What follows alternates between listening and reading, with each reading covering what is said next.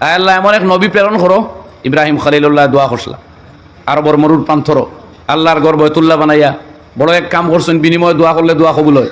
ও তাই মানবতার হিত সাধনে বিশ্বজনীন এক দোয়া করছিলা যে আল্লাহ এই কওমের মধ্যে ওরকম এক রাসূল প্রেরণ করো যে মানব জাতরে তোমার আয়াত হল তিলাওয়াত করিয়া শুনাইন, তোমার কোরআনের তালিম দেন, হেকমতার প্রজ্ঞা আর দলাইলে শরঈয়ার শিক্ষা দেন, আর এর আধ্যাত্মিক সংশোধন বাতিনি সংশোধনের পদক্ষেপ লইন করিয়া দেন। এই চায়ের কর্মসূচি করবার লাগি খলিলুল্লাহ হযরত ইব্রাহিমে আল্লাহর কাছে ফরিয়াদ করছলা যে ও ধরনের এক নবী প্রেরণ করো। ও নবী করিম সাল্লাল্লাহু আলাইহি ওয়াসাল্লামে এই অভিযান আরম্ভ করলা, তিলাওয়াত আরম্ভ করলা। তিলাওয়াত নমাজও করার বাদেও জান বাসেন না, বাড়ি থাকি বিতাড়িত করা হই যার, মক্কা থাকি বহিষ্কার করা ওর, কোরআন জুড়ে পড়ো ওখানে, কেরোরে হামলাও না, আক্রমণও না, ক্ষতিও না। এরপরে তালিম দিলা জান পর বাজি লাগাকার, জানের ঝুঁকি লইয়া দারে আরকাম যায়েদ ইবনে আরকাম রাদিয়াল্লাহু আনহুর গরো আল্লাহ নবী নবদীক্ষিত মুসলমান হকলরে কোরআনের তালিম দিলা, ইউআল্লিমুহুমুল কিতাব ওয়াল হিকমা। সারা জিন্দগি অভিযান ছিল। আর এই আরবর মানুষ, আরব জিসকা চর্চা হাই ক্যা ও কুছতা জাহাঁ সে আলগ এক জজিরা নুমাতা ও বকরাওয়ার তগলিব কি বাহাম লড়াই সদি জিসমে আদি উन्होंने গওয়াই।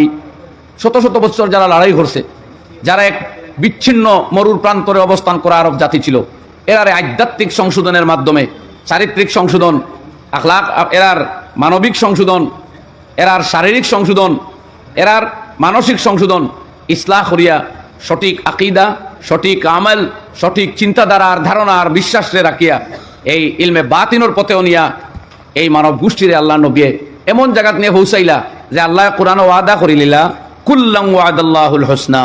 আল্লাহ নবীর অনুচর প্রত্যেক সাহাবীর জন্য আখিরাত উত্তম বলিয়া ঘোষণা আল্লাহ দিলাইলা রাদিয়াল্লাহু আনহুম। আল্লাহ ঘোষণা দিলে আর প্রত্যেকের উপরে আল্লাহ রাজি।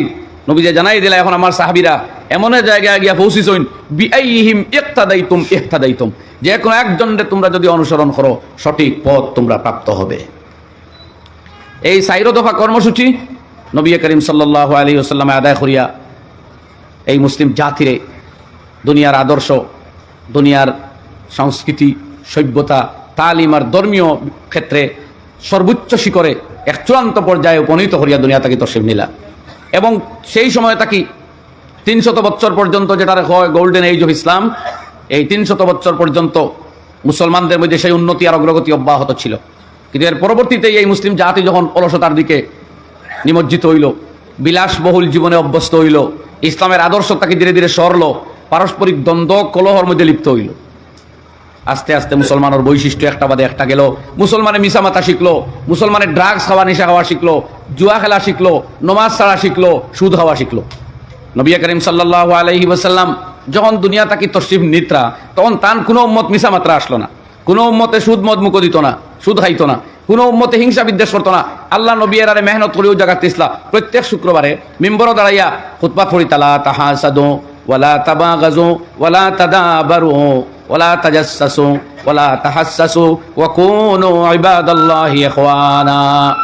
সাবধান, একজন আরেকজনের হিংসা করিও না, একজন আরেকজনের পিছনে লাগিও না, দুষ্টুটি অন্বেষণ করবার লাগি, আরেকজনের প্রতি ক্লেশ বিদ্বেষ রাখিও না, কেউর আইবার দোষ অনুসন্ধানও লাগিও না, খুঁজাইয়া বাহির করিও না কেউর দোষ, বরং ভাই ভাইয়ের মতো জিন্দগি খাটাও।